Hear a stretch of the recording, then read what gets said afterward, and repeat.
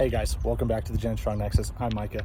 As you can see, I'm hooded up, which means we are on the job site, exposed out here in Arizona sunshine.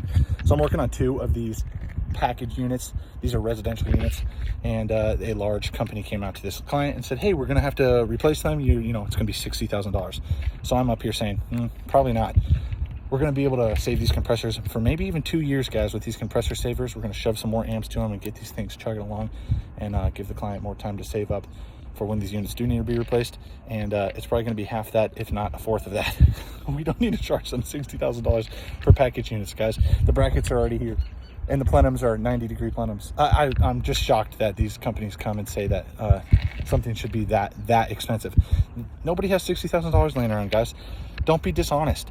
I'm going to show you what we're doing here, and we'll get into the further parts of this video on how I'm going to take care of this unit and keep this thing running through this Arizona sunshine. Stay tuned, comment below. Thanks. Step 1, guys, we're working with capacitors, so let's take this off. We don't want this unit running. We don't want these capacitors to be charged, so we're going to bleed the capacitors, and I'm going to take off the ring. I don't want to be one of those HVAC guys that looks like this, ring finger blown off. At first glance, I checked for any loose wires, anything that looked like it shouldn't be where it is, and we are good to go there. I did have a little bit of burn marks on this contactor, and I didn't really like how this wire was bent up touching that. Our contactor was kind of pushed in here, and it wasn't all the way out, but it looks like it still was not drawn in all the way and making contact when it shouldn't be.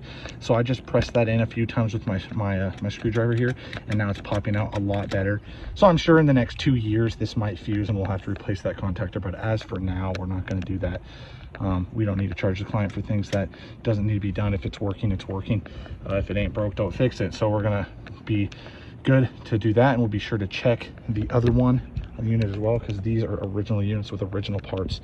And so now we're going to go over to our amperages, our capacitor, and our compressor, check our pressures over here. So first glance, this panel looks good. I didn't get the first part of this on video. My phone might be overheating here, but this insulation over our sensing bulb is completely exposed on the inside of that sensing bulb. So I've been wrapping this insulation back around to make sure our sensing bulb is not getting affected by the ambient air temperature, because guys, this ambient air temperature in here is like an oven. It could be 150 degrees in here. So let's cover that back up and make sure that we're getting proper contact. You don't want anything in between the sensing bulb and this low pressure line. That would not be good. We want that perfect contact with insulation around it. So we're going to go on to part 2. This also melted off. You can see I just reapplied this, and it's already wants to droop. This is your TXV thermal expansion device there, and that's your metering device, basically regulating the flow of refrigerant. At first glance, I don't see any leaks. We still need to turn the unit on and check our pressures, but we're on to the next part of this process here.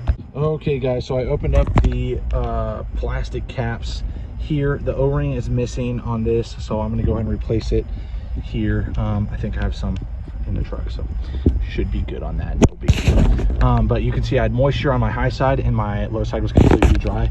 So I bet that this Schrader core has a minor leak. That's what we're gonna do, because we don't need to recover all this refrigerant and charge the client, you know, billions of dollars for new refrigerant, and going through that process of taking multiple hours to fix something like that. What we're going to do is replace the O-ring, and then we're going to pull that out with my needle nose pliers while it's under pressure, and stick some foamy water up there, stick my ear up on it, and make sure that it's not leaking. But when you see things like that, guys, take your needle nose pliers, wiggle it around a little bit, the little Schrader core in there, and just pull it out and make sure that it's seated. If it's not leaking, you're good to go. But these caps are a great backup. Replace the O-rings on them, tighten them back down, and you should have 2 ways of making sure that that is sealed. Okay. I might have missed it early on, but the compressor, lots of noise. We're going to put the saver on there, and it's going to quiet down. So we're going to do that first, and then right now we're going to check our voltage drop here. So I'm going to set my meter to volts. All right, guys, so coming up we have 239, and then on the back side here, let's see what we got. I should not see more than 10% drop, and we have 238.8. Perfect, guys. It doesn't get much better than that. That's awesome. No voltage drop through the contactor.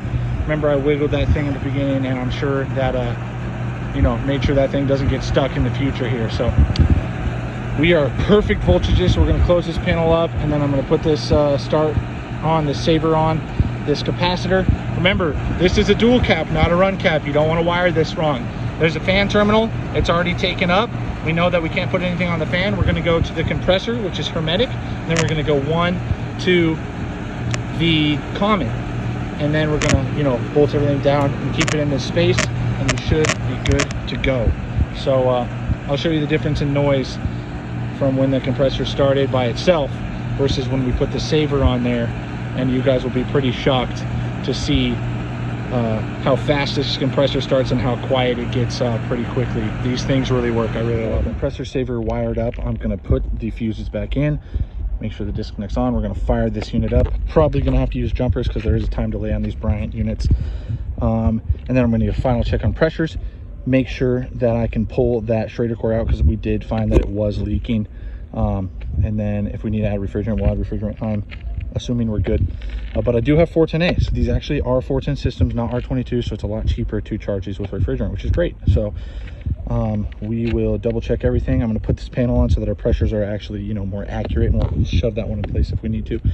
And we're going to go on to the next part of this process, and then once everything checks out with this unit, make sure we're still good to go. I'll show you guys the difference in sound that this thing was chugging at the beginning, and now it should turn on and be really quiet and have all the amps that it needs. And then we'll rinse and repeat with this unit, and we'll make sure everything is good to go. So I'll go on to the next portion. So this panel's not tightened down, so we're gonna have some sheet metal rattling, but that's gonna, you know, take care of itself when we put this panel back on. But if you're staying back here, you can hear this compressor is just making its normal operating noise now. No more.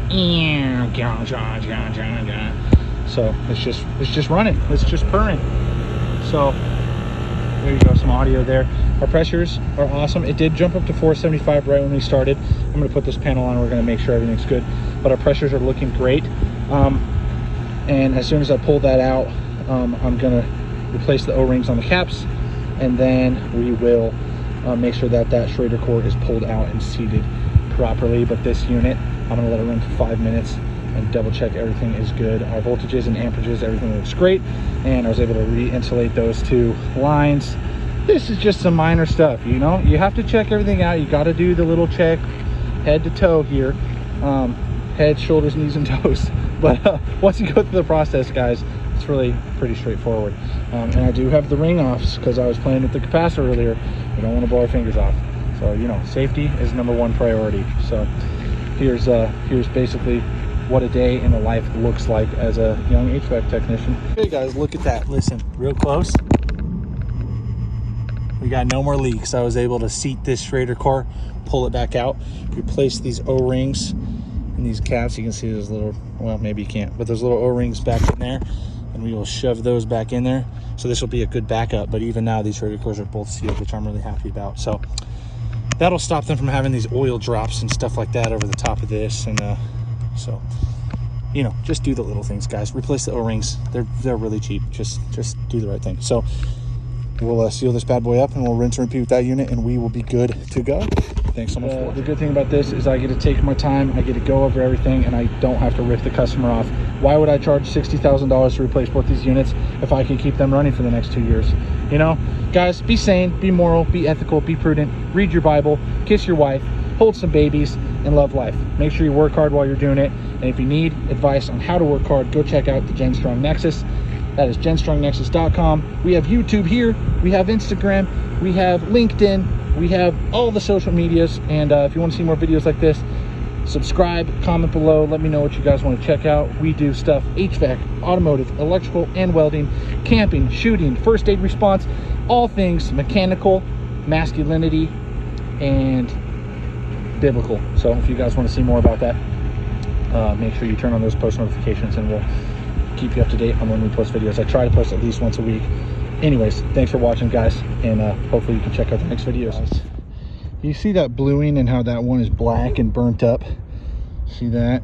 That fuse is like 100. Whew, it's hot. It's probably 150 degrees.